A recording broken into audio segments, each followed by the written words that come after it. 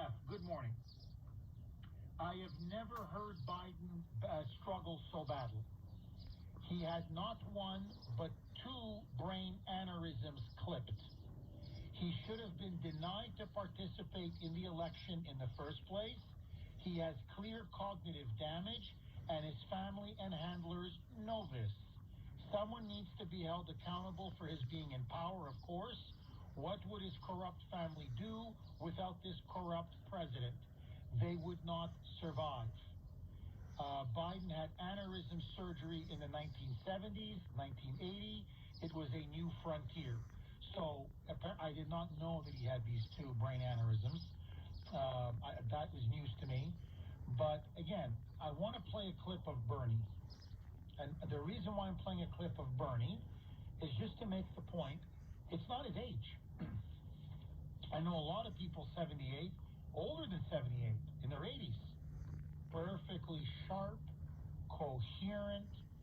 They make, they're logical. You clearly understand what they're saying. Intellectually, they're, on top of their game. This is not an age issue. Whatever you think of Bernie, and I'm not a big fan of Bolshevik Bernie, but Bolshevik Bernie, full of energy, logically, he's able to make his points intellectually. He's very articulate. He's very clear.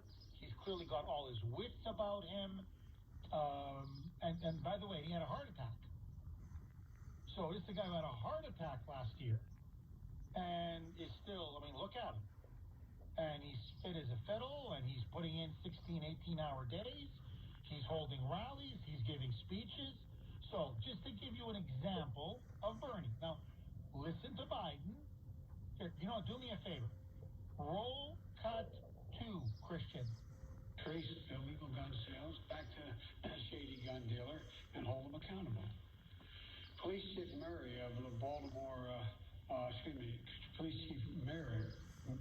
Police Chief Murphy, Paul of Baton Rouge, Louisiana. Okay? That's just a taste. That's how he was yesterday. By the way, I don't know why. He kept touching his face with his hands. With his right hand, he kept touching his, eyebrow or his cheek. He just kept touching it and touching it and touching it. And with his left hand, he keeps touching his ear. It was very, it was very odd. It was very disconcerting. Why are you constantly touching your face? What's wrong? It's like a constant twitch.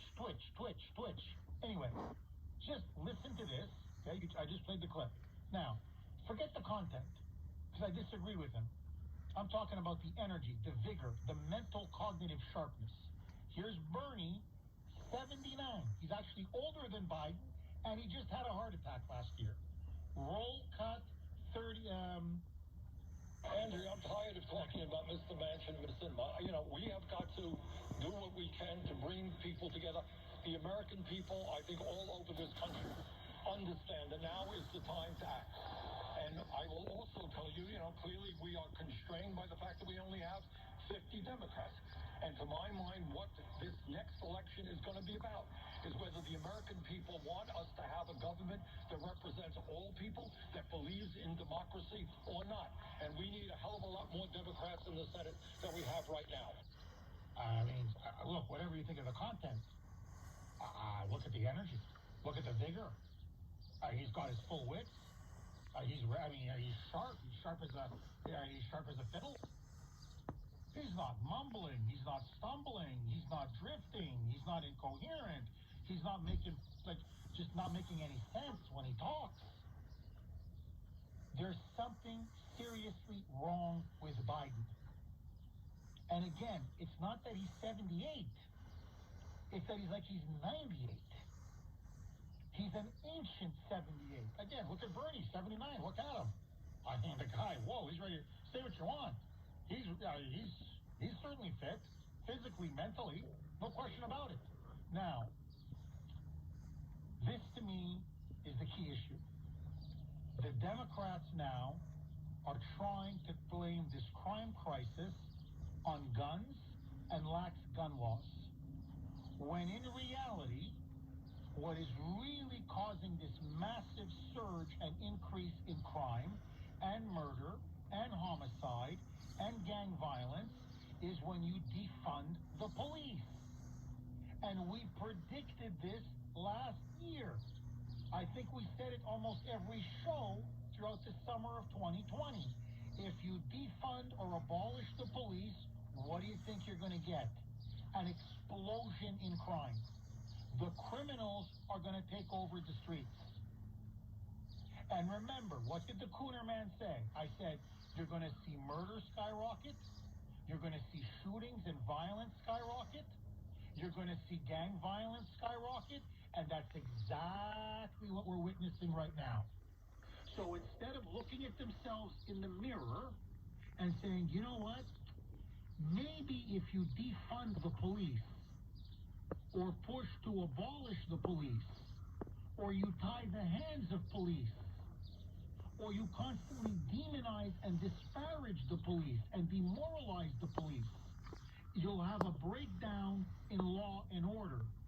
And when you have a breakdown in law and order, as the famous saying is, nature abhors a vacuum. And that's where the criminals come in and take over. Hello. Less police means less peace. Defunding the police means you're empowering criminals.